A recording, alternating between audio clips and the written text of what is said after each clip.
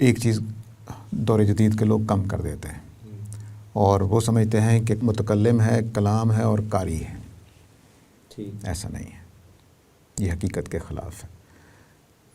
متکلم ہے، کلام ہے، اس کا مخاطب ہے، اور چوتھا میں قاری ہوں. اچھا، مخاطب اور قاری میں آپ فرق ہے. کیا ہم یہ کہیں گے کہ قرآن کی ادبیت کوئی مخصوص نوعیت کی ہے، یا ادبی ہوتے ہوئے ہم اس میں ایہام کو ایک قسم کا نقص مان رہے ہیں کہ اس میں 2 معنی ہوں گے تو ایک نقص ہے اس کا؟ مثال کے طور پر ایک جملہ بول کے اللہ تعالیٰ 10 معنی پہنچانا چاہتے ہیں جی. تو پھر ساری امت کا زور اس بات پہ ہونا چاہیے کہ 10 کے 10 معنی ہوں، جانے جائیں، ورنہ خدا کا پیغام پہنچا نہیں ہے. تو کیا ایسا ہوا ہے؟ کبھی کسی مفسر نے یہ کہا ہے کہ جی ہر آیت کے 200 معنی ہیں تو میں اب 200 تلاش کروں گا؟ اور پھر قرآن کو آگاہ کرنا چاہیے تھا کہ دیکھو میری آیتوں میں ایک معنی نہیں ہے، ہر آیت میں کم از کم 10 معنی ہیں، تو 10 معنی تلاش کرو گے تو میرا پیغام پہنچے گا، ورنہ نہیں پہنچے گا. یہ کہیں کلیم ہے، کہیں دعویٰ ہے. امام فراہی اور مولانا اصلاحی کے درمیان اور غامدی صاحب کے درمیان جب اختلاف ہوتا ہے تو وہ بھی تعویل واحد انہوں نے سمجھی ہے پورے غور سے، علم سے. مولانا اصلاحی نے بھی سمجھی ہے، وہی ایک تعویل ہے، اور غامدی صاحب نے بھی سمجھی ہے. تو اب 3 تعویلیں ہو گئی ہیں اور تینوں کہہ رہے ہیں کہ قطعی ہیں. قرآن قطعی ہے، قرآن ایک متعین چیز ہے، قرآن ایک بات کہتا ہے، لیکن وہ ایک بات نہیں نکلی، وہ تو 3 نکل آئی. خدا کا منشا ہم متعین کر سکتے ہیں کہ وہ یہ بات کہہ کر ہمیں کیا پیغام دینا چاہتا ہے. اس پیغام کی گہرائی کیا ہے کوئی آدمی دریافت نہیں کر سکتا، لیکن پیغام کیا دینا چاہتے ہیں اللہ تعالیٰ، یہ اگر میں اور آپ دریافت نہیں کر سکتے تو پھر ہم سے کلام نہیں ہونا چاہیے. یہ اہم بات ہے آپ کی کہ آپ نے 2 چیزوں میں فرق کر دیا ہے کہ ایک پیغام ہے اور ایک پیغام کی پیچھے حکمتیں ہیں، گہرائیاں ہیں، اس کے پہلو ہیں. یہ دو الگ باتیں ہیں، لیکن وہ تعویل واحد ہی میں ہوں گے. تعویل واحد گہرائی کا انکار کرنے کے لیے نہیں ہے.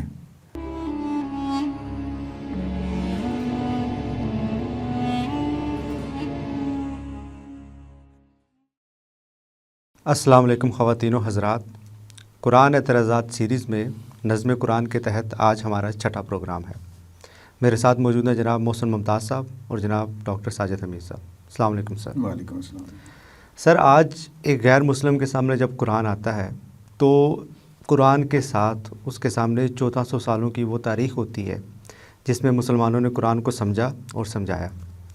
سر، جب ہم اس تاریخ میں دیکھتے ہیں تو مختلف تفاسیر میں بلکہ ہر دور میں ہمیں ایک رویہ بہت نمایاں نظر آتا ہے، اور وہ یہ ہے کہ علماء قرآن کی آیات کے ایک سے زائد مطالب بیان کرتے ہیں اور وہ اس کو قرآن کی خوبصورتی کے طور پہ بیان کرتے ہیں. سر، وہ کہتے ہیں کہ قرآن کی اس آیت میں ایک سے زائد معنی ہے اور وہ بیک وقت ان معنی کو اپلائی کر کے بھی بیان کرتے ہیں.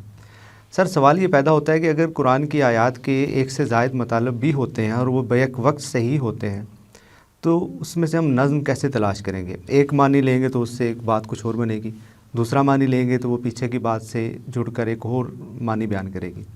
تو سوال یہ پیدا ہوتا ہے کہ قرآن کی آیات کے اگر ایک سے زائد مطالب ہوتے ہیں تو پھر نظم قرآن کو پھر ہم خارج سے ہی داخل کر رہے ہیں نا اس میں. دیکھیے، اس میں جو ادبی کلام ہوتے ہیں، جو کہانی، افسانہ یا کہہ لیجئے کہ شاعری، اس میں ایک خوبی مانی جاتی تھی کہ وہ کلام جو ہے وہ یونیورسل ہونا چاہیے. اور یونیورسل ہونے کا مطلب یہ ہے کہ آپ اپنے حالات میں پڑھیں تو آپ کے اوپر وہ اپلائی ہو سکے، یا اپنے حالات میں پڑھیں، اپنے لیے پڑھیں تو پڑھ سکیں، میں اپنے لیے پڑھوں تو پڑھ سکوں. اس سے میں کئی معنی اس کے بن جائیں گے.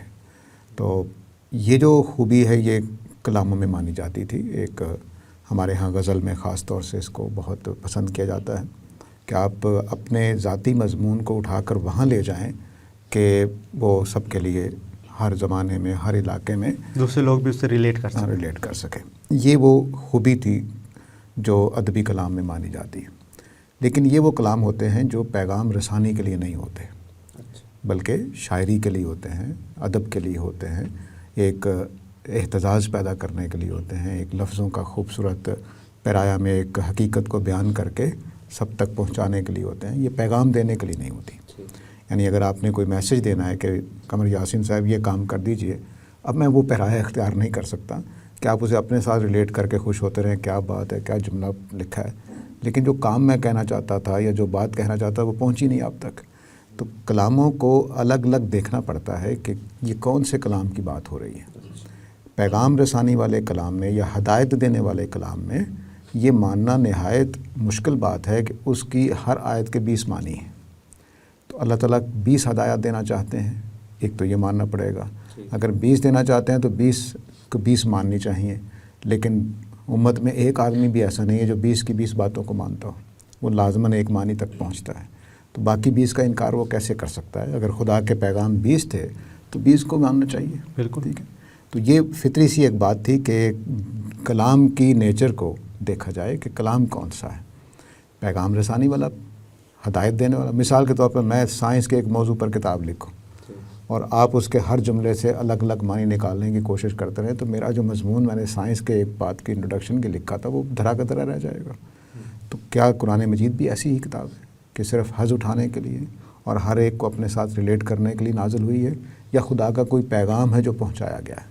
سر اس میں ہمارے اہل علم جو ہے اسی بات پر جو آپ کا یہ جملہ ہے آخری، اس پر سوال اٹھاتے ہیں کہ یہ جو نظم بیان کیا جاتا ہے اس کی بنیادی غلطی ہی یہ ہے کہ انہوں نے اللہ تعالیٰ کے کلام کو انسانوں کے کلام کے مشابہ کر کے سمجھا ہے، کیونکہ انسانوں کے کلام میں نظم ہوتا ہے، جیسے کہ آپ نے مثال دی سائنس کی کوئی کتاب ہے، کوئی غزل ہے، کوئی چیز ہے، تو لازماً جو ہے وہ قرآن مجید میں بھی ہوگا۔ اب یہ آپ نے ایک پہلے سے آپ کے ذہن میں بات ہے تو آپ نے قرآن مجید پر اپلائی کیا ہے۔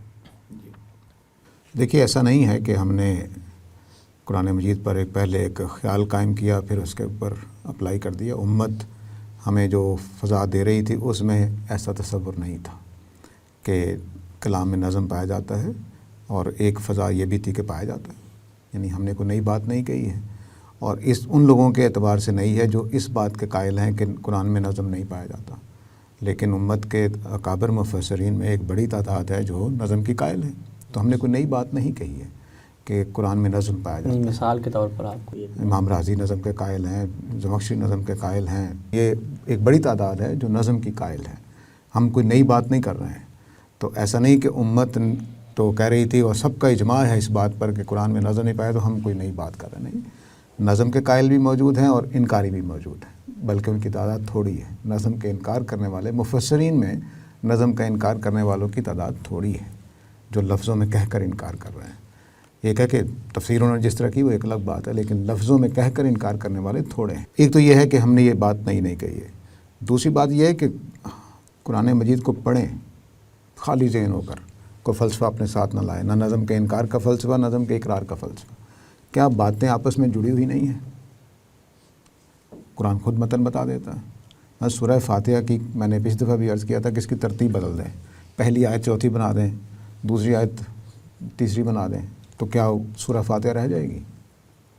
اگر وہ اقوال آیات ہے، صرف تو آیات کا ایک مجموعہ ہے، تو آگے پیچھے کر دیں، فرق کیا پڑے گا اس سے؟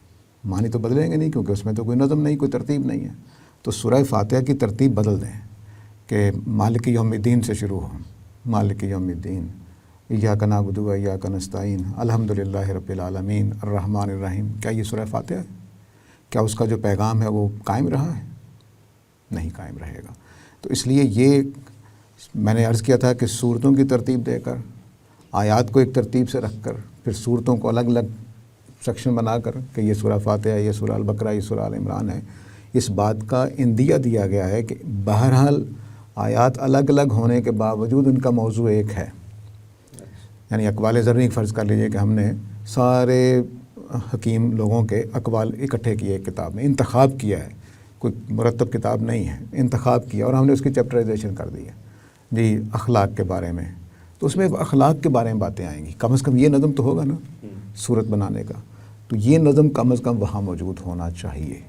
صرف قرآن کی تقسیم سے یہ بات واضح ہو رہی ہے، اور جب ہم متن کو پڑھتے ہیں تو باتیں ایک دوسرے سے جڑی ہوئی ہیں، اور تمام مفسرین اس بات کو کہنے پہ مجبور ہو جاتے ہیں کہ سیاق و سباق میں یہ معنی نہیں بن سکتے جو سر مفسر آیات جڑی ہوئی ضرور ہیں، لیکن اس وقت جب اس کا ہم ایک معنی متعین کر لیتے ہیں. جی بالکل. سوال یہ ہے کہ جب ایک سے زائد معنی کو ہم مان رہے ہیں تو آپ نے کہا پھر تو نظم ہوگا نہیں نا.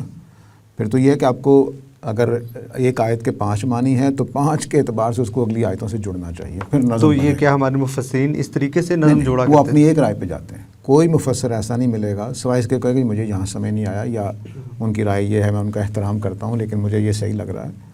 تو کوئی بھی مفسر یہ نہیں کہتا کہ 5 کی 5 باتیں اکٹھی مان لیں. ایسا کوئی بھی مفسر نہیں ہوتا. ترجمہ کرنے والا ایک ہی رائے پر ترجمہ کرتا ہے. تفسیر لکھنے والا ایک ہی تفسیر پر ترجیح دیتا ہے.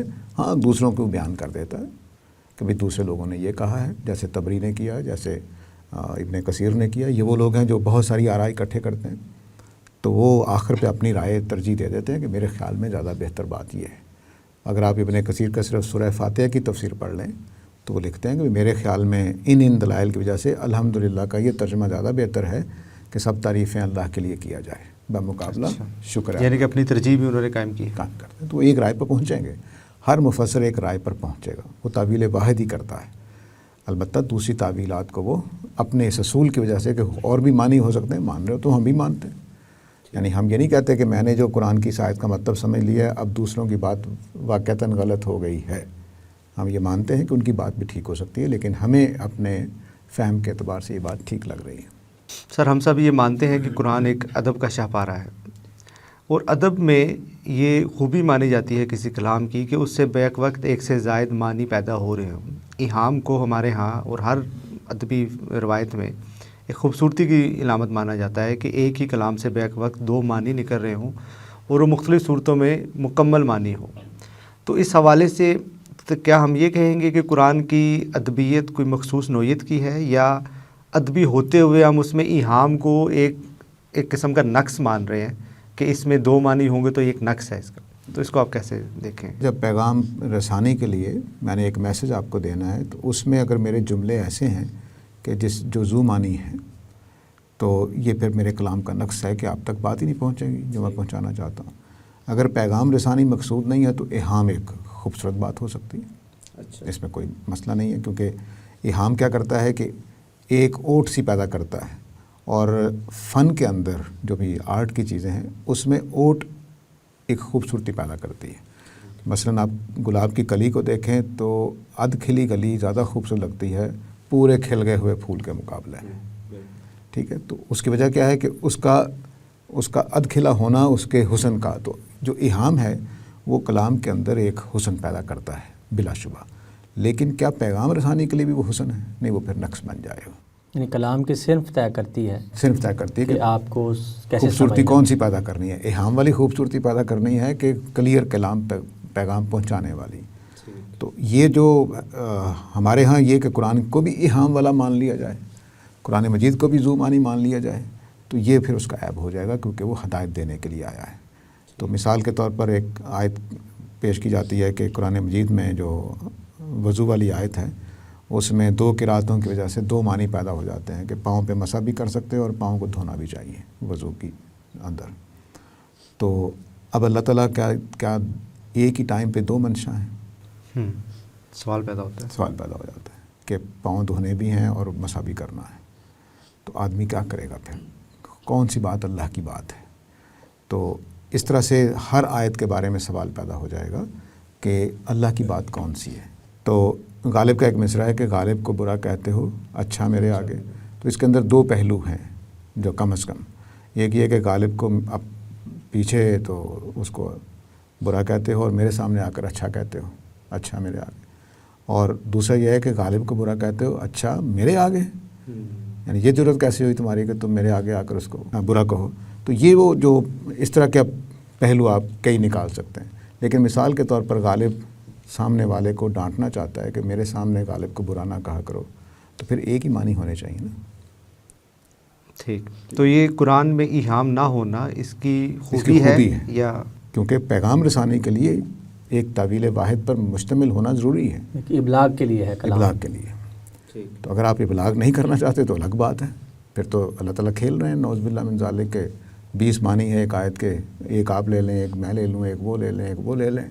تو جو ہر بات ہی پھر قرآن کی بات ہے۔ لیکن اس میں سر ایک دوسرا سوال جو اہل علم اٹھاتے ہیں، وہ کہتے ہیں کہ آپ جو نظم کلام منوانا چاہ رہے ہیں یا کہنا چاہ رہے ہیں، وہ آپ کا ایک مخصوص نظم ہے، فکر فراہی کا، امام فراہی کا، مولانا اصلاحی کا، وہ ان کے ذہن میں ایک خاص اور مخصوص نظم ہے جس کو وہ منوانا چاہ رہے ہیں۔ نظم کے تو وہ بھی قائل ہیں، باقی بھی قائل ہیں، لیکن اس طرح کا نظم جو آپ بیان کر رہے ہیں یہ پہلے کبھی نہیں بیان ہوا، یہ آپ کا اپنا ایک نظم ہے، اور اسی کو آپ شاہ کلید کہہ رہے ہیں قرآن مجید کے فہم میں، اس کے بغیر قرآن سمجھ بھی نہیں آ سکتا۔ تو یہ ان کی طرف سے ایک بنیادی طور پر جو ہے وہ اس پر سوال پیدا ہوتا ہے۔ دیکھیے، اس کو یہ طریقہ گفتگو میں تو اچھا طریقہ ہوتا ہے کہ آپ کا نظم یا ہمارا نظم، ہم اس کو قرآن کا نظم کہتے ہیں۔ ہماری اصل بات یہ ہے کہ قرآن کا نظم ہے۔ قرآن کا نظم ہم نے مثال کے طور پر سامنے دیوار پر کسی نے پینٹنگ کر رکھی ہے اور اس میں خاص پتوں کی ترتیب ہے، شاخیں نکل رہی ہیں اور اس کے اوپر پھول لگے ہوئے ہیں، تو وہ جو ترتیب ہے میں اس کو بیان کر رہا ہوں کہ دیکھیے اس نے نیچے گملہ دکھایا ہے، اوپر کچھ شاخیں نکالی ہیں گملے میں سے، پھر اس پر پتے لگائے ہیں، پھر اس نے کچھ پھول کھلا دیے ہیں، کچھ کلیاں بنا دی ہیں۔ تو میں یہ جو نظم بیان کر رہا ہوں، آپ آگے کہتے ہیں یہ تو ساجد کا نظم ہے، میں کہتا نہیں اس تصویر کے اندر یہی نظم ہے۔ تو ہمارا کلیم یہ ہے، اس کو کلیم کہنا چاہتا ہوں میں تاکہ کوئی یہ نہ کہے کہ میں حد سے تجاوز کر رہا ہوں۔ ہمارا کلیم یہ ہے کہ ہم نے جو نظم دریافت کیا ہے وہ اس تصویر کے اندر موجود ہے، قرآن کے اندر موجود ہے۔ ہم سورہ فاتحہ کو الحمد سے لے کر ذالین تک جب پڑھتے ہیں تو اس میں نظم نظر آ رہا ہوتا ہے ہمیں، وہی نظم جو میں نے ابھی تصویر میں بتایا کہ گملہ ہے، پھر شاخیں اس کے اندر ہیں، پھر اس کے پتے لگے ہوئے ہیں، پھول کلیاں لگے ہوئے ہیں، تو یہ نظم ہم اس میں دیکھ رہے ہوتے ہیں۔ ایسا نہیں کہ ہم نے پہلے ایک نظم طے کیا کہ سورہ فاتحہ کو مثلا دعا ہونا چاہیے، ٹھیک ہے جی، اور پھر ہم نے اس کو دعا بنا دیا زبردستی پکڑ کے، ٹھیک ہے، اور ہم نے سورہ البقرہ کے بارے میں سوچا کہ یہ یہود کو ایمان کی دعوت ہونی چاہیے اس میں، اور پھر ہم نے زبردستی اس کی آیتوں کے معنی بدل کے اس کے ایک مربوط کر دیا۔ ایسا نہیں ہے۔ ہم سورہ فاتحہ کے پاس گئے تو اس نے بتایا کہ یہ دعا ہے۔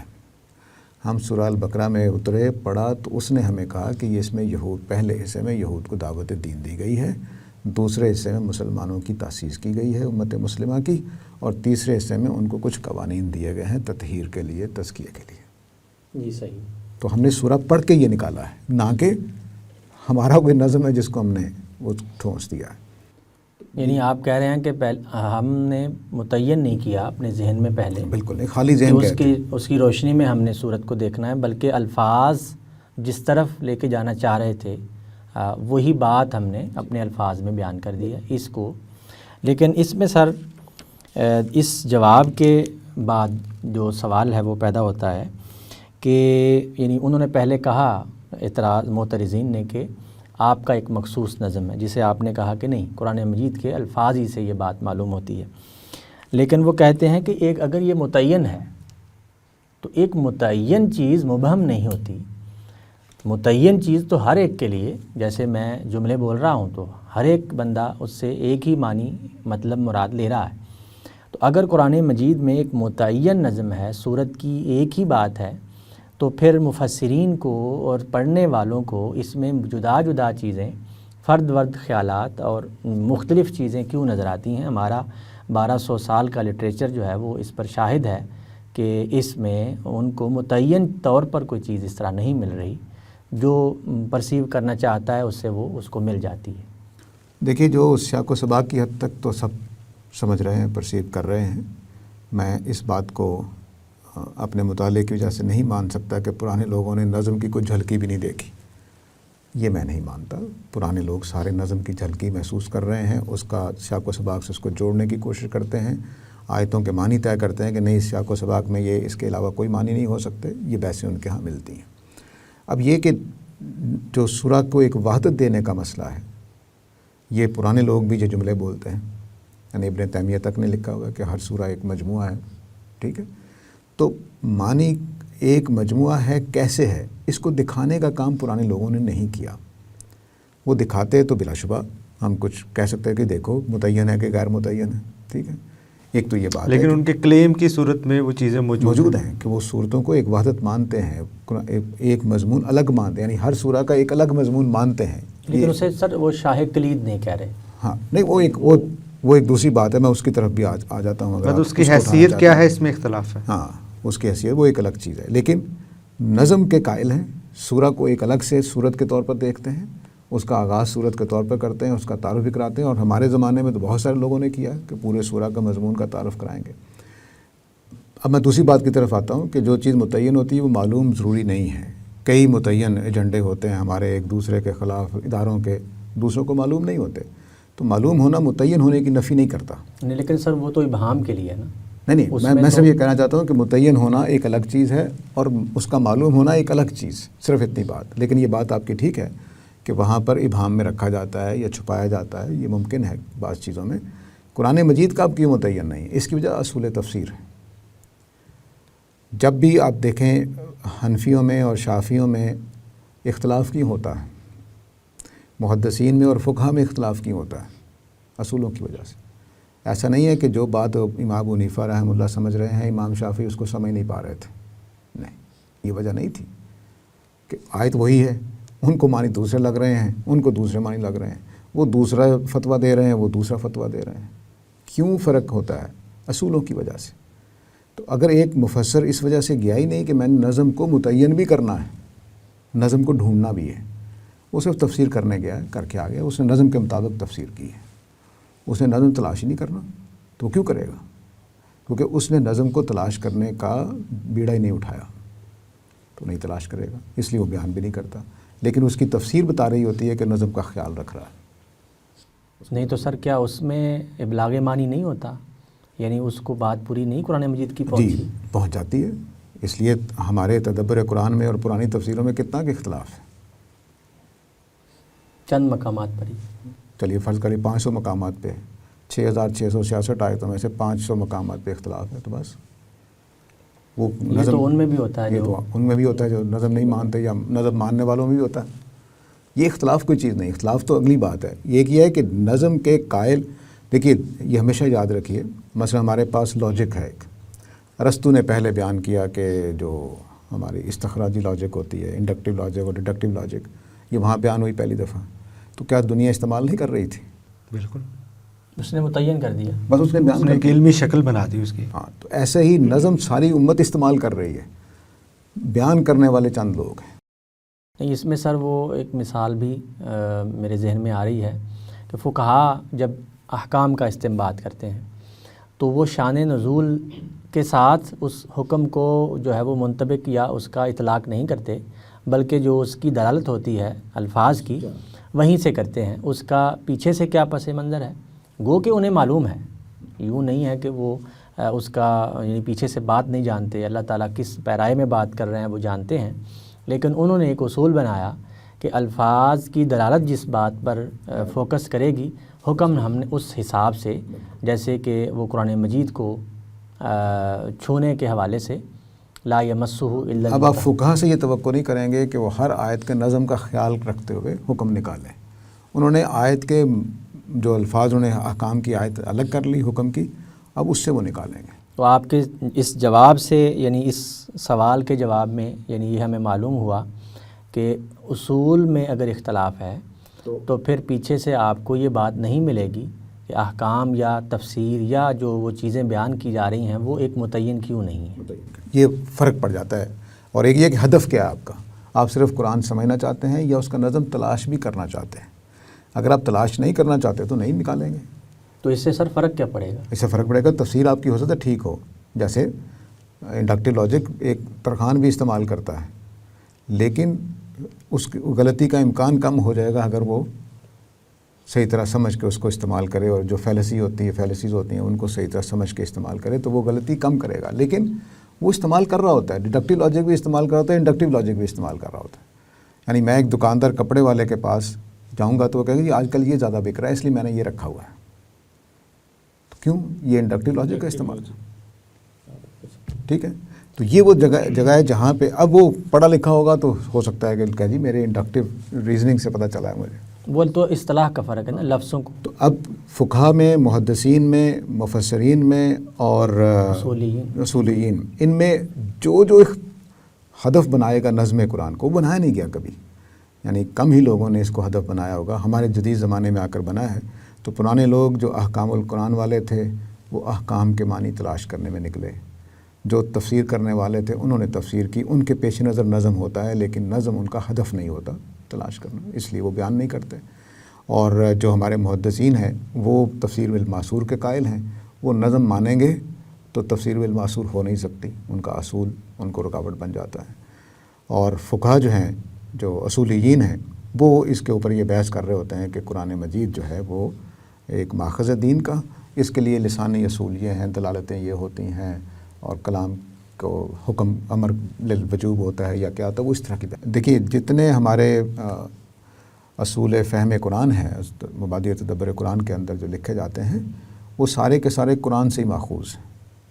لیکن سر میں تو یہ سمجھ رہا تھا کہ زبان اور ادب کے اصول پہلے سے جو متعین ہوتے ہیں، قرآن نے اس کے مطابق بات کی. بالکل ایسے ہی. تو اس کا مطلب وہ جو فطری اصول ہے وہ تو بالکل ٹھیک ہے، وہ تو ہر آدمی مان رہا ہے. اسی طرح جس طرح ڈیڈکٹیو لاجک اور انڈکٹیو لاجک ہر آدمی مان رہا ہے، وہ اس طرح زبان کے اصول مان رہا ہے. اب زبان کے اصولوں سے ہٹتے کب ہیں ہم؟ جب خارج سے کوئی چیز ہم قبول کر لیتے ہیں. کہ مثال کے طور پر زنا والی جو زانیہ و زانی 100 کوڑوں والی آیت ہے، اس میں زانی کا مطلب شادی شدہ لینا ہے، کیونکہ روایات نے آ کر ہمیں مجبور کیا ہے کہ یہ کنوارے ہیں، صرف شادی شدہ نہیں مراد اس سے. سر آپ نے بھی ایک مثال دی کہ تفسیر تبری میں انہوں نے تمام جو ممکنہ اس کے مطالب ہو سکتے تھے وہ بیان کرنے کے بعد انہوں نے ایک ترجیح قائم کی. لیکن سر ایک چیز ہے کہ ایک ترجیح قائم کرنا، ایک ہلکی سی بات کہنا کہ میرا تاثر یہ کہتا ہے کہ یہ بات ٹھیک ہے، لیکن آپ کی طرف جب ہم دیکھتے ہیں تو آپ متعین اور قطعیت کے ساتھ کہتے ہیں کہ اس آیت کا یہ مطلب ہے، اور ایک ہی تعویل کو آپ مانتے ہیں. تو سر سوال یہ پیدا ہوتا ہے، اس کو دیکھنے کا ایک زاویہ یہ ہے کہ آپ کیا یہ دعویٰ کر رہے ہیں کہ ہم نے خدا کی رکھی ہوئی معنویت کو مکمل اپنی گرفت میں لے لی ہے؟ اس سے یہ تاثر پیدا ہوتا ہے کہ آپ ایک بہت بڑا دعویٰ کر رہے ہیں، علمی دعویٰ، کہ جب آپ کہہ رہے ہیں کہ خدا کی رکھی ہوئی معنویت کو میں نے اپنی گرفت میں لے لیا اور مکمل سمجھ لیا. تو اس حوالے سے آپ کیا کہیں گے؟ جی بالکل، یہ ہم نے نہ کبھی دعویٰ کیا ہے، نہ ہمارے تینوں جو اس اسکول کے بانی علماء ہیں انہوں نے کبھی دعویٰ کیا ہے، نہ مولانا فراہی نے، نہ مولانا اصلاحی نے، نہ غامدی صاحب نے، نہ اختر حسن اصلاحی نے، نہ امانت اصلاحی صاحب نے، کسی نے بھی نہیں یہ دعویٰ کیا. سر جب آپ یہ کہتے ہیں کہ طویل واحد ہوگی تو اس کے اندر یہ چیز شامل ہے جی کہ ایک ہی بات ہوگی، دوسری کسی کا امکان بھی نہیں ہوگا. بالکل، میں اس کی طرف آتا ہوں. لیکن پہلی بات یہ کہ ہم یہ دعویٰ نہیں کرتے کہ ہم نے پوری سچائی جان لی ہے. اب آ جاتے ہیں کہ جب ہم طویل واحد کہتے ہیں تو اس کا مطلب کیا ہے. مثال کے طور پر اللہ تعالیٰ ایک بات کہیں، صرف ایک بات، قرآن مجید میں صرف ایک آیت ہو، تو اس کے جو معنی ہوں گے وہ سچائی ہوگی کہ نہیں ہوگی؟ سچائی ہوگی. تو اگر تعویل واحد خدا کی بات کی ہی پہچان ہے تو وہ گہرائی ہوگی کہ نہیں ہوگی؟ اس میں ساری وسعت ہوگی کہ نہیں ہوگی؟ بالکل، وہ تو کلام کی خصوصیت. تو متعدد تعویلیں ہونے کی وجہ کیا ہے کہ اللہ تعالیٰ متعدد تعویلوں ہی سے گہری بات کر سکتے ہیں، ایک بات سے نہیں کر سکتے. سر یہ نہیں کہا جا رہا، وہ یہ کہا جا رہا ہے کہ اللہ تعالیٰ نے ایک ہی بات کی ہے. ٹھیک ہے، میں چونکہ انسان ہوں، مجھے بات کو سمجھنے میں چونکہ اس میں پرابلم ہو سکتی ہے، تو میں اس قطعیت کے ساتھ کیسے کہہ سکتا ہوں کہ اس طرف آتا ہوں. خدا یہ کہنا چاہ رہا ہے. تمہید میں نے یہ باندھی ہے کہ کیا اللہ کی تعویل ہم نے ایک آیت سے ایک مطلب نکلا تو وہ کیا گہری نہیں ہوگی؟ ہوگی نا، ہو سکتی. اب آگے بڑھتے ہیں. میں نے فرض کر لی میں ایک انسان ہوں، بہت محنت کر کے میں نے اس کا ایک حصہ سمجھ لیا ہے، کیونکہ اللہ تعالیٰ کی علم کا ہم احاطہ نہیں کر سکتے. اور نبی کریم صلی اللہ علیہ وسلم نے فرمایا ہے کہ لا تنقضی عجائبہ، قرآن کے عجائب ختم نہیں ہوں گے. ایک آپ کو اس میں سے عجوبہ مل جائے گا، ایک آپ کو مل جائے گا، ایک مجھے ہو سکتا ہے 20 صدیوں کے بعد ملے، تو یہ کبھی بھی ختم نہیں ہوگا کیونکہ خدا کا کلام ہے. تو خدا کے کلام میں کچھ پہلو ایسے رہ جاتے ہیں جو میں اپنے صلاحیتوں کے باوجود، اپنے زمانے کے سارے معلومات کے باوجود، سارے پریشر کے باوجود وہ دریافت نہیں کر پاتا. لیکن جو آیت، جو جملہ بولا گیا ہے اس کا معنی ایک ہی ہے، گہرا والا، وہ ہم دریافت کر سکتے ہیں.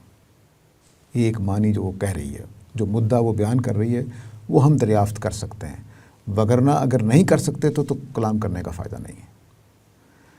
خدا کا منشا ہم متعین کر سکتے ہیں کہ وہ یہ بات کہہ کر ہمیں کیا پیغام دینا چاہتا ہے، اس پیغام کی گہرائی کیا ہے کوئی آدمی دریافت نہیں کر سکتا، لیکن پیغام کیا دینا چاہتے ہیں اللہ تعالیٰ، یہ اگر میں اور آپ دریافت نہیں کر سکتے تو پھر ہم سے کلام نہیں ہونا چاہیے۔ یہ اہم بات ہے آپ کی کہ آپ نے دو چیزوں میں فرق کر دیا ہے کہ ایک پیغام ہے اور ایک پیغام کی پیچھے حکمتیں ہیں، گہرائیاں ہیں، اس کے پہلو یہ دو الگ الگ باتیں، لیکن وہ تعویل واحد ہی میں ہوں گے۔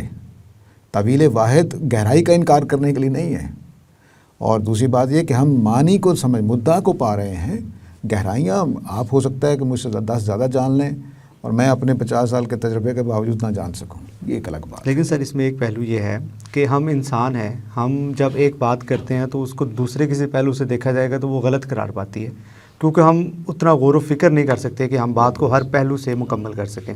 لیکن خدا کے کلام میں تو یہ خصوصیت ہو سکتی ہے کہ وہ اس طریقے سے بات کریں کہ جس پہلو سے وہ بات کر رہے ہیں اس سے بھی وہ کمپلیٹ ہو، اور 10-15 دوسرے پہلوؤں میں بھی وہ بات اسی طرح ایک اصول کے طور پہ بیان کی جا سکے۔ تو کیا یہ کہا جائے کہ خدا نے اپنی قدرت سے، جب محسن صاحب نے بھی یہ اعتراض کیا کہ انسانوں کے کلام کی طرح اس کو ٹریٹ کرنے کے بجائے کہ اگر ہم یہ کہیں کہ خدا نے ایک بات کی، چونکہ وہ خدا ہے تو اس نے اپنی حکمت اور قدرت سے اس کو 10 اور معنیوں میں بھی وہ بات ٹھیک ہے، دوسری معنیوں میں بھی اس کی دوسری تعویلیں بھی لی جا سکتی۔ جی، تو اگر مثال کے طور پر ایک جملہ بول کے اللہ تعالیٰ 10 معنی پہنچانا چاہتے ہیں جی، تو پھر ساری امت کا زور اس بات پہ ہونا چاہیے کہ 10 کے 10 معنی ہوں، جانے جائیں، ورنہ خدا کا پیغام پہنچا نہیں ہے۔ تو کیا ایسا ہوا ہے؟ کبھی کسی مفسر نے یہ کہا ہے کہ جی ہر آیت کے 200 معنی ہیں تو میں اب 200 تلاش کروں گا؟ اور پھر قرآن کو آگاہ کرنا چاہیے تھا کہ دیکھو میری آیتوں میں ایک معنی نہیں ہے، ہر آیت میں کم از کم 10 معنی ہیں، تو 10 معنی تلاش کرو گے تو میرا پیغام پہنچے گا، ورنہ نہیں پہنچے گا۔ یہ کہیں کلیم ہے، کہیں دعویٰ ہے، ٹھیک ہے؟ تو کلام میں جو معنی ہوتے ہیں وہ لفظ بتا رہے ہوتے ہیں کتنے معنی ہیں، بس وہی ہوں گے۔ یہ دعویٰ کرنا کہ قرآن مجید میں ایک سے زیادہ معنی ہیں ہر آیت کے، تو یہ تو میرا نہیں خیال کہ نہ کبھی نبی صلی اللہ علیہ وسلم میں کوئی منسوب بات ایسی ملتی ہے، نہ قرآن میں کوئی ایسا اشارہ ہے کہ میری ہر جیسے غالب نے اپنے بارے میں کہا ہے کہ گنجینہ معنی کا طلسم اس کو سمجھیے جو لفظ کے غالب میرے اشعار میں آوے، تو ایسا قرآن نے تو نہیں کہا۔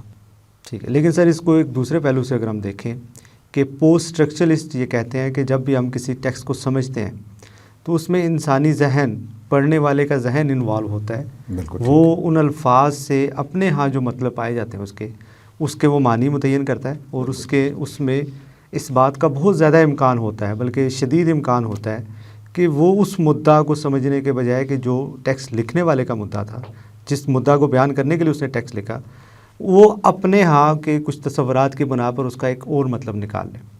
تو اس صورتحال کو مانتے ہوئے وہ قطعیت جس کی آپ بات کر رہے ہیں کہ ہم خدا کے منشا کو، اس کی بات کو جان سکتے ہیں کہ وہ کیا ہے، تو اس قطعیت کو ہم کیسے اچیو کریں گے جب کہ ہم یہ جانتے ہیں کہ اس ٹیکسٹ کو پڑھنے میں میرا دماغ بھی شامل ہو گیا ہے؟ دیکھیے، کلام کے جو متکلم ہے اس کے بولے ہوئے الفاظ ہیں اور سامع ہیں، ٹھیک ہے؟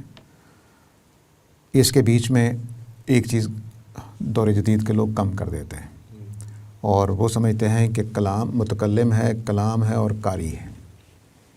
ایسا نہیں ہے، یہ حقیقت کے خلاف ہے۔ متکلم ہے، کلام ہے، اس کا مخاطب ہے، اور چوتھا میں قاری ہوں۔ اچھا، مخاطب اور قاری میں آپ فرق کر رہے ہیں؟ فرق ہے۔ مثلا میں نے آپ سے ایک بات کہی اور یہ بھی سن رہے ہیں، ٹھیک ہے؟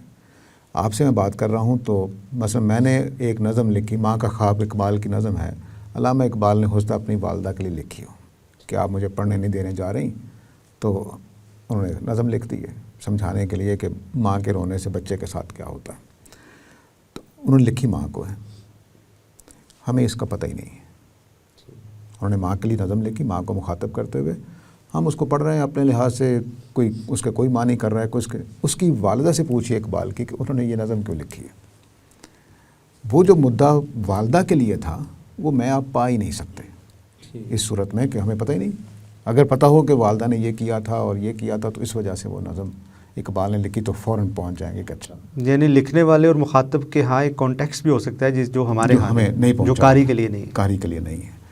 اب ہم جو لوگ ہیں, اقبال نے جو نظم لکھی اس کا مخاطب میں ہو سکتا ہوں, غالب نے جو شاعری کی اس کا مخاطب میں آپ کو کہ اس کا مخاطب غیر معین ہے, لیکن کلام, میسج دینے والا کلام یہ ایسا نہیں ہوتا, اس میں مخاطب متعین ہوتا ہے. تو قرآن مجید میں کچھ باتیں یہود کے لیے ہیں, کچھ عیسائیوں کے لیے ہیں, کچھ مسلمانوں کے لیے ہیں, کچھ صحابہ کے لیے ہیں, کچھ نبی صلی اللہ علیہ وسلم کے لیے بحیثیت رسول ہیں, کچھ ازواج مطہرات کے لیے ہیں بحیثیت زوجہ نبی, اور کچھ آپ کے دوستوں کے لیے ہیں بحیثیت دوست, کچھ آپ کے کزنز کے لیے ہیں بحیثیت کزن رسول. یہ ساری باتیں وہاں موجود ہیں. یہ مخاطبت کو اگر آپ نے شامل رکھنا ہے تو پھر کلام کچھ اور طرح سے معنی دے گا, اگر نہیں رکھیں گے تو صرف قاری اور متکلم کا متن رہ گیا. ٹھیک ہے, ایک تو یہ بات. دوسری بات یہ کہ اب ہم کیا کرتے ہیں, اپنے زمانے کے اثرات یا اپنے میں جو ہوں اس نے قرآن کو سمجھنا ہے. میں قرآن کا قاری بن گیا. اب قرآن کا میں قاری بن گیا ہوں تو میرے دماغ میں جو میرے زمانے کے علوم ہیں, میرے زمانے کی معلومات ہیں, میری جو مزاج ہے, میرا جو کلچر ہے, یہ سارا کچھ اثر انداز ہوگا. اس کا ہی حل نکالا تھا ہم نے, مولانا فراہی نے, کہ قرآن مجید کو اس کے لسان عربی مبین جو نبی صلی اللہ علیہ وسلم کے زمانے کی تھی, اس عربی میں اس لفظ کے کیا کیا معنی ہیں, اور نظم قرآن اور سیاق و سباق کی حاکمیت مانی جائے. تب جا کر میں اپنے زمانے کے معنی سے اس کو اثرات سے پاک رکھ سکتا ہوں. یعنی اس کا بنیادی مقصد سر اس کا بنیادی ایک مقصد چیز تو یہ ہے کہ اپنے دور کے اثرات سے پاک رکھنا. اس بات پہ میں زور دینا چاہ رہا ہوں, وہ یہ ہے کہ انسانی ذہن کے اندر جو ایک بات کو پورا نہ پا سکنے کی جو ایک چیز ہے کہ وہ کمی کر اس میں رہ جاتی ہے, وہ غلطی کر جاتا ہے. کسی انسان کا ٹیکسٹ بھی اگر میرے سامنے ہوگا تو اس کو سمجھنے میں چونکہ میرا ذہن شامل ہے تو اس کے ہوتے ہوئے قطعیت کیسے حاصل ہوگی, ہم طویل واحد تک کیسے نہیں, قطعیت نہیں حاصل ہوگی. دیکھیے, قطعیت کا مطلب صرف اتنا ہے کہ میرے خیال میں اس کلام کے اندر یہ معنی ہے, بس. ٹھیک ہے, یہ نہیں کہ میں نے پوری فائنل بات دریافت کر لی, کوئی غلطی نہیں اس میں, اس کا کوئی دعوے دار نہیں امت کے اندر ہمارے سمیت کہ بھائی امام راضی سے پوچھیں کہ بھائی آپ نے جو تفسیر کر لی ہے بس یہ فائنل ہے, کہے گا نہیں ایسا نہیں ہے. لیکن سر مکتبہ فراہی کے علماء یہ کہتے ہیں کہ قرآن کی اس آیت کا یہ مطلب ہے اور یہی مطلب ہے اور اس کے علاوہ کوئی مطلب وہ ہم نظم کی روشنی میں کہہ رہے ہیں, لیکن اسی مکتبہ فراہی کے لوگ خود غامدی صاحب کو دیکھ لیں, میرا خیال ہے بے شمار ان کی تفسیری آراء میں تبدیلی آئی ہوگی. سر جب ہم مفسرین کو دیکھتے ہیں تو وہ یہ کہتے ہیں کہ اس کا یہ مطلب بھی ہو سکتا ہے, اس کا یہ بھی ہو سکتا ہے, تو ان کے یہاں ایک عجز پایا جاتا ہے. نہیں, وہ اس لیے ہم کہنا چاہتے ہیں کہ یہ تصور غلط ہے قرآن کے اندر کہ آپ کہیں کہ اس آیت کے 20 معنی ہو سکتے ہیں, وہ اس لیے ہم زور لگاتے ہیں. یعنی کہ عجز نہیں ہے یہ, یہ غلطی ہے. ہاں, یہ ہم یہ کہنا چاہتے ہیں کہ یہ بات ٹھیک ہی نہیں ہے کہ آپ پیغام دینے والی آیت کے بارے میں کہہ رہے ہیں کہ اس کے 20 معنی ہو سکتے ہیں. آپ بتائیے کہ اصل معنی کیا ہے, منشا متکلم کیا ہے, وہ کیا کہنا چاہتے ہیں, آپ کی رائے کیا ہے, آپ اپنے فہم بتائیں. ہم اس کی اپنی غلطی بتا سکیں گے کہ ہاں جی یہ باتیں کی, یہ لفظ اس کو قبول نہیں کرتا, یہ عبارت اس کو قبول نہیں کرتی, یہ سیاق و سباق اس کو قبول نہیں کرتا, پھر ہم کچھ کہہ سکیں گے. آپ کہتے ہیں نہیں اس کے 20 معنی ہو سکتے ہیں, میں کہوں جی مجھے سردی لگ رہی ہے تو آپ کہیں کہ اس کے 20 معنی ہیں, تو میں آپ کو کہنا چاہتا ہوں مجھے سردی لگ رہی ہے, مجھے سویٹر دو بھائی. آپ کہہ رہے نہیں تمہارے جملے کو تو 20 معنی ہیں. سر اس میں آپ نے جو منشاء کلام الہی, مدعا کلام الہی یعنی جو پیغام اصل ہے, اور حکمت جو اس کے پیچھے حکمتیں اللہ تعالیٰ نے رکھی ہیں, وہ کوئی زیرک آدمی, کوئی ذہین آدمی, کوئی بڑا آدمی اس تک پہنچ جائے, لیکن بنیادی پیغام سب تک پہنچے گا. آپ کے کہنے کا یہ مطلب ہے؟ جی, میں نے ایک دفعہ ایک کام کیا تھا, آپ نے اچھی بات کی ہے کہ قرآن مجید کی تفسیر مختلف مفسرین کے ہاں دیکھی تو ہر آیت کے بنیادی معنی سب کے ہاں ایک ہے, یا اس کے پہلو بیان کرتے ہوئے, یا اس کے اندر سے مسئلے نکالتے ہوئے, فتوے نکالتے ہوئے, یا اس کا اطلاق کرتے ہوئے, یا اس کا اطلاق کرتے ہوئے, اس میں اختلافات ہوتے ہیں. مثلا کوئی مفسر بتا دیجئے کہ الزانیہ والزانی کا مطلب یہ کرتا ہو جی, یہ اس کا مطلب تو کنوارے ہوتا ہے, اس کا مطلب تو شادی شدہ ہوتا ہے, ایک بتا دیجیے. نہیں, اس میں سر فرق وہ کرتے ہیں کہ جو قرآن مجید ہے اس کی دلالت کے مختلف جو ہے نا وہ پہلو ہیں, اس کے اندر جو ہے وہ ترتیب ہے, اس کو وہ دلالت النص کہیں گے احناف کے ہاں, جیسے تقسیم ہے. پھر اقتضاء النص ہے, اشارۃ النص ہے, تو وہ اس کی کیٹیگری بناتے ہیں, یعنی یہ قطعی بات ہے. اب نیچے اتر آیا تو یہ ظن ہے, تو قرآن مجید کے اندر قطعیت بھی ہے، وہ مانتے ہیں، اور نہیں، یہ جو ضنی بھی ہے۔ یہ جو ساری باتیں ہیں یہ کلام کی دلالت کی بات نہیں ہے۔ اشارۃ النص میں کلام سے حکم اخذ کرنے کی بحث ہے، اس لیے جب اصولی یہ بات کرتے ہیں نا تو اس کو فہم کلام کی بات نہیں لی جاتی۔ یہ ایک بڑا خلط مبحث ہو گیا ہمارے ہاں کہ اصولی جو بات کرتے ہیں وہ کہتے ہیں فتویٰ دیتے ہوئے قرآن کو کیسے استعمال کرنا ہے، تفسیر کرتے ہوئے وہ اصول نہیں ہے۔ فرض، واجب، سنت، ہاں، اس کے لحاظ سے، اس کے لحاظ سے یہ اس لحاظ سے نہیں ہے کہ متن قرآن کیسے دلالت کرتا ہے۔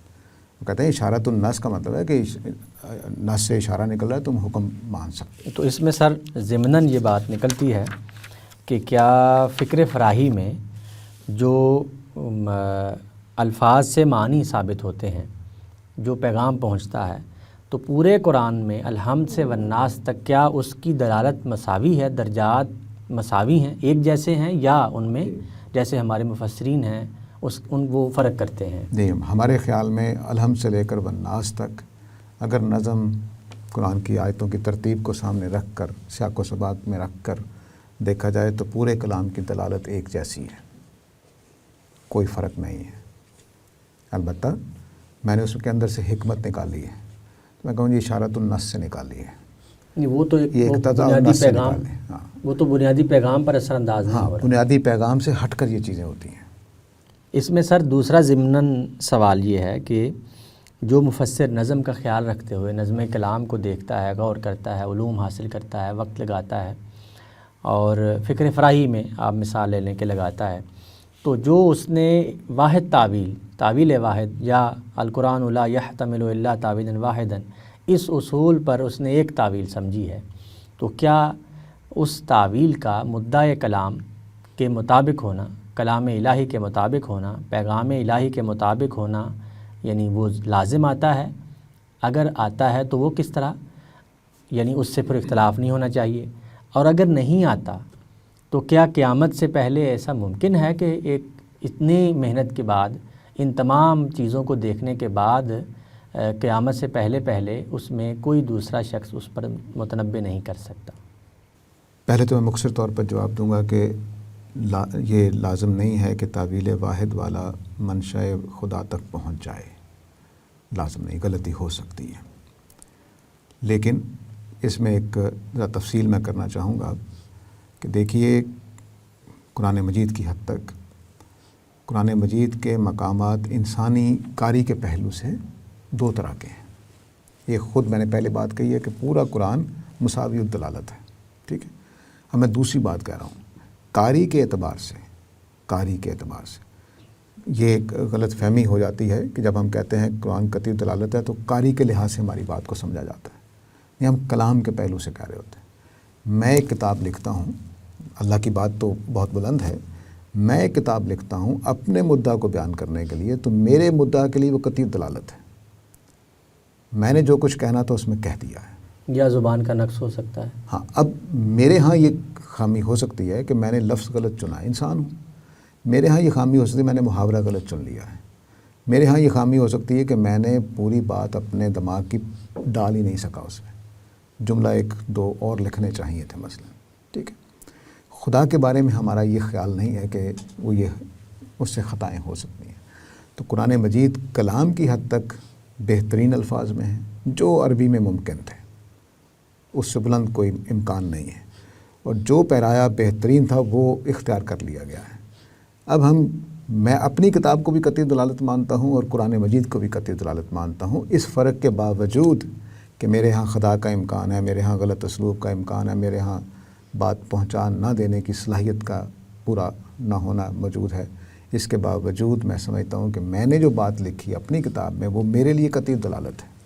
جو میں کہنا چاہتا جب بھی پڑھتا ہوں وہی معنی نکلتا ہے، جب بھی پڑھتا ہوں وہی معنی نکلتا ہے، صبح پڑھوں، شام پڑھوں، رات پڑھوں، غیب میں پڑھوں، چھپ کر پڑھوں، وہی معنی نکلتا ہے، کوئی دوسرے معنی نہیں نکلتے ہیں۔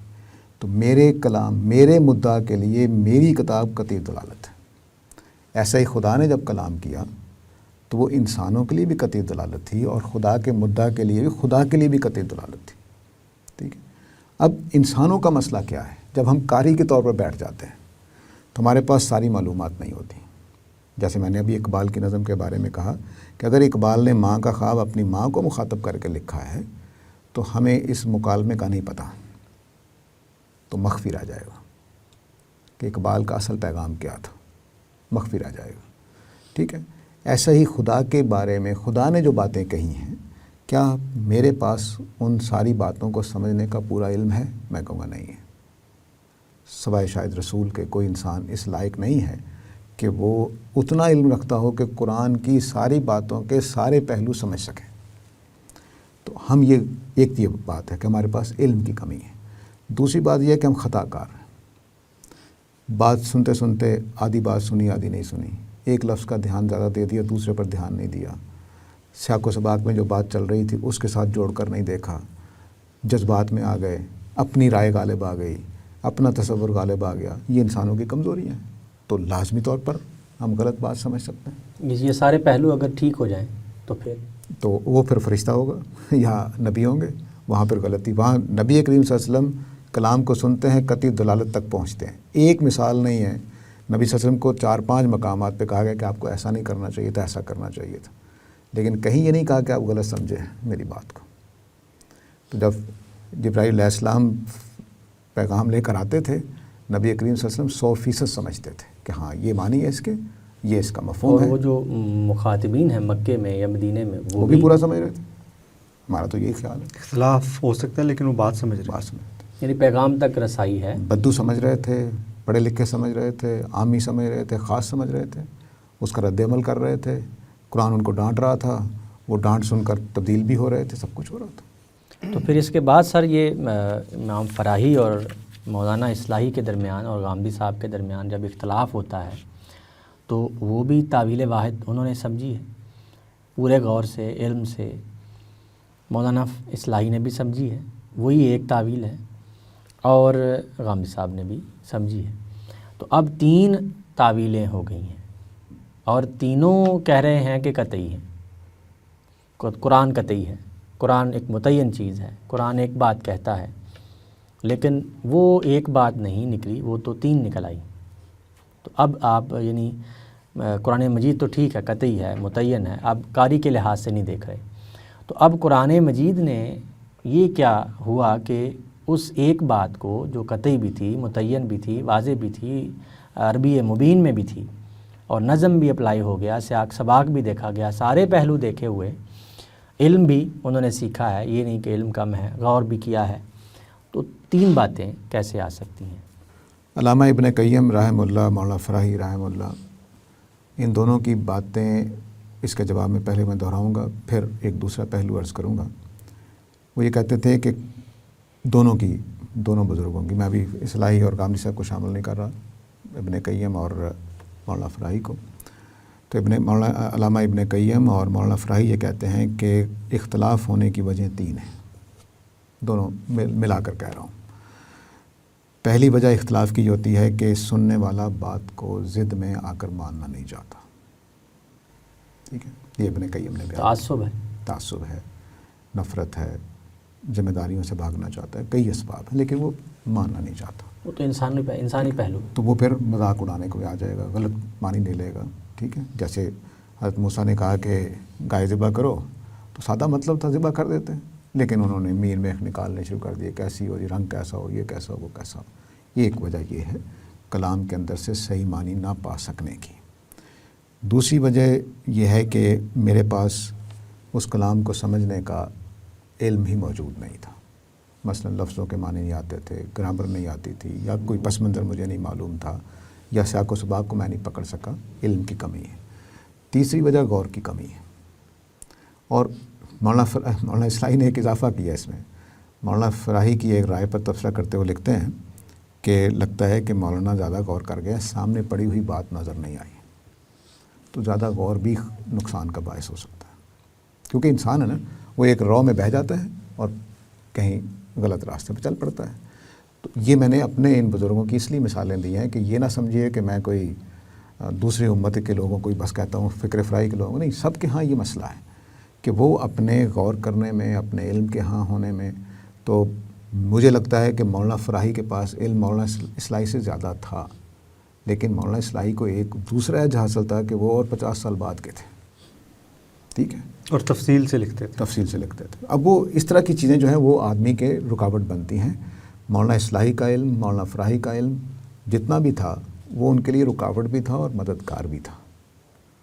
مثلاً میں ایک مثال دے رہا ہوں کہ ہمارے جتنے بھی یہ قطعیت وغیرہ کے اوپر جو نظم کے اوپر گفتگو کرنے والے ہیں ان میں دو طرح کے لوگ ہیں. ایک تو وہ ہیں جو پرانے متکلمین سے جڑے ہوئے ہیں، چلو ان کو میں یہ رعایت دیتا ہوں کہ امت کے اندر بیٹھے ہوئے ہیں.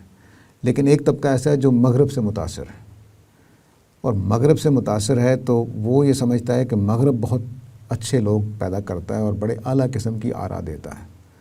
وہ یہ تسلیم کرنے کو تیار نہیں ہے کہ ہندوستان میں ایک فراہی بھی کوئی نئی بات اچھی کر سکتا ہے. وہ کہتے ہیں بچے ستی بات ہے. مثلا ان کے جملے ہوں گے کہ باہر وہ یہ جو لسانیات میں یہ بحث بہت اعلیٰ درجے پہ ثابت ہو چکی ہے، جو اس کو نہیں جانتا وہ یہ کیسے کر سکتا ہے. اور وہ ادھر سوچنے کو تیار نہیں ہے کہ مولانا فراہی بھی اس کے مقابل کی ایک بڑی بات کر سکتے ہیں. یہ تعصبات رکاوٹ بنتے ہیں.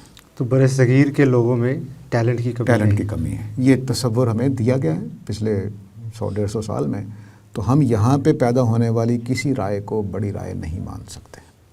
تو اس طرح کے تعصبات بھی ہوتے ہیں، رکاوٹیں اس طرح کی کئی ہوتی ہیں.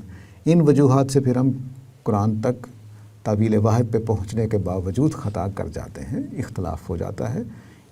اس کا حرف قرآن پر نہیں آنا چاہیے، اس کا حرف غامدی صاحب پر آنا چاہیے، فراہی صاحب پر آنا چاہیے، اصلاحی صاحب پر آنا چاہیے کہ انہوں نے سمجھنے میں کوتاہی کی ہے، نہ کہ متن قرآن میں کوئی مسئلہ ہے. سر جب بھی آپ نے فرمایا کہ کوتاہی کا امکان ہوتا ہے، کوتاہی انسان کرتا ہے جس کی وجہ سے وہ بات تک نہیں پہنچ سکتا، تو سر اس صورت میں کیا یہ زیادہ بہتر نہیں ہے کہ آپ تعویل واحد نہ کریں؟ کیونکہ ایک عالم جو ہے وہ تعویل واحد کر کے لوگوں کو بتائے گا کہ اس آیت کا یہ مطلب ہے اور فلاں مطلب نہیں ہے. کچھ سالوں کے بعد اس کو پتہ لگے گا کہ یار اس کو اپنی رائے کے غلطی کا علم ہو جاتا ہے. تو وہ جو جن لوگوں کو اس نے یہ بتایا اور وہی بات ٹھیک ہوتی ہے جس کو وہ پہلے غلط سمجھ رہا تھا. تو کتنے لوگوں تک یہ بات پہنچ چکی ہے جو اپنا ذہن بنا چکے ہیں کہ قرآن کی آیت کا یہ مطلب نہیں ہے، اور بعد میں پتہ چلا کہ اس کا یہ مطلب ہے. تو اس سے تو بہت زیادہ لوگوں کو کنفیوژن کا شکار نہیں ہو جائیں گے. تو اس طرح یہ ہارمونیٹیکل سرکل بن جائے گا کہ جب ایک عالم نے ایک بات کو سمجھا، پھر اس نے کہا کہ یہی بات ہے، دوسری بات نہیں ہے. کچھ عرصے کے بعد جب اس کے علم میں اضافہ ہوا تو وہی بات جو اب جس کو وہ ٹھیک سمجھ رہا ہے اس نے ایک لمبا عرصہ اس کو غلط قرار دیتا رہا.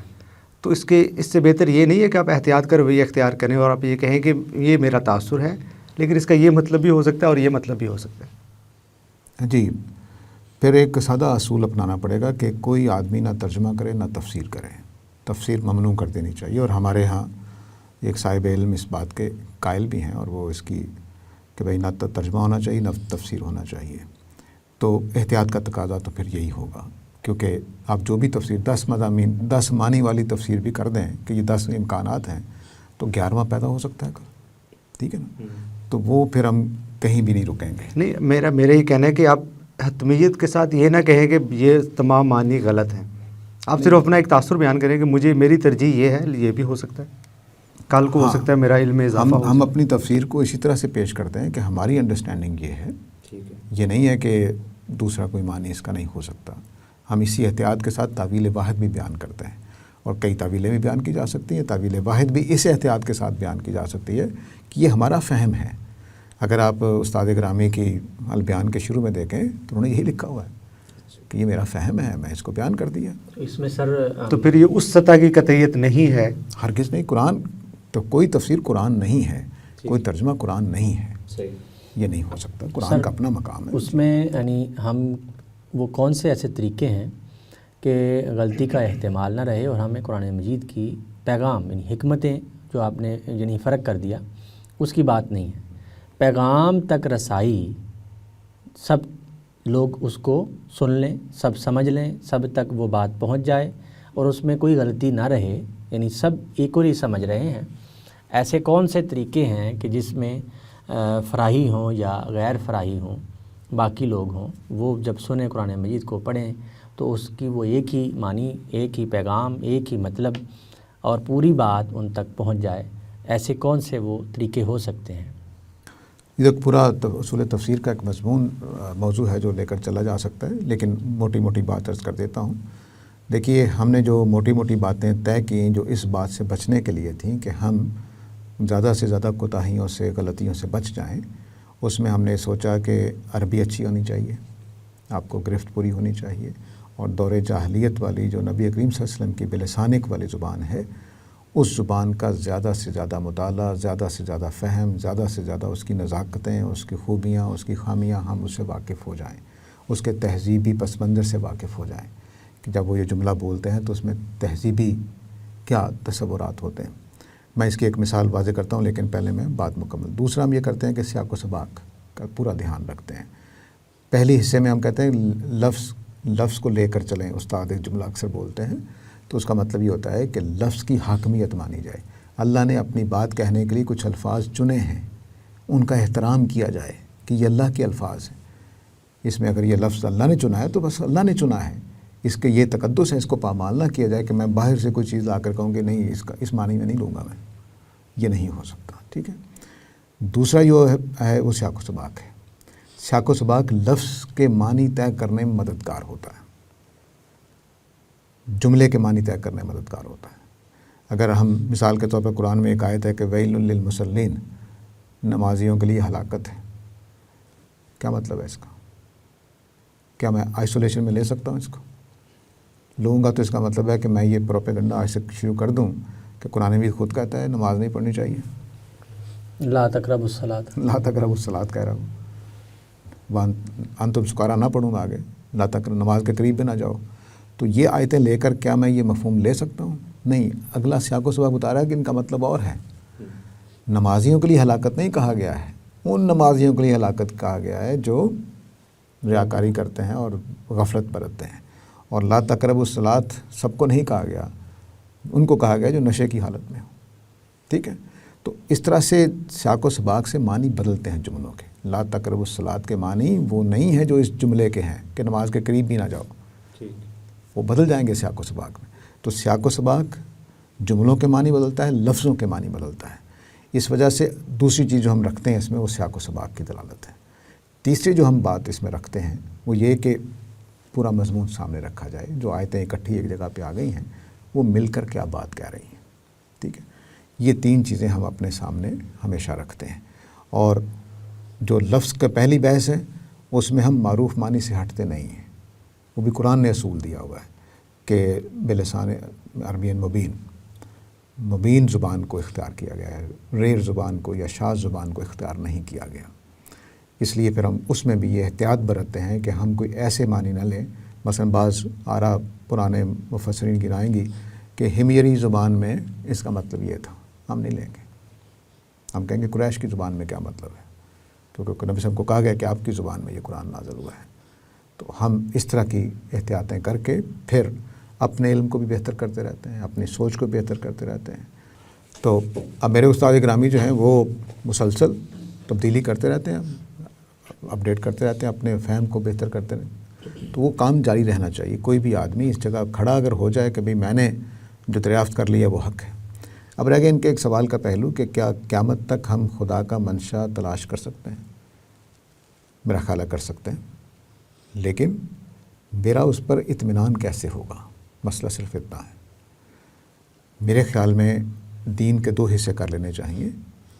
ایک وہ حصہ ہے جس میں ہم خدا کے منشا کو پا چکے ہیں، اس میں اب عقل فہم کی ضرورت ہی نہیں ہے، جس میں کوئی اختلاف نہیں، اختلاف ہی کوئی نہیں ہوتا۔ مثلا 5 نمازیں فرض ہیں، اللہ تعالیٰ ایک ہیں، ساری کائنات اللہ نے بنائی ہے۔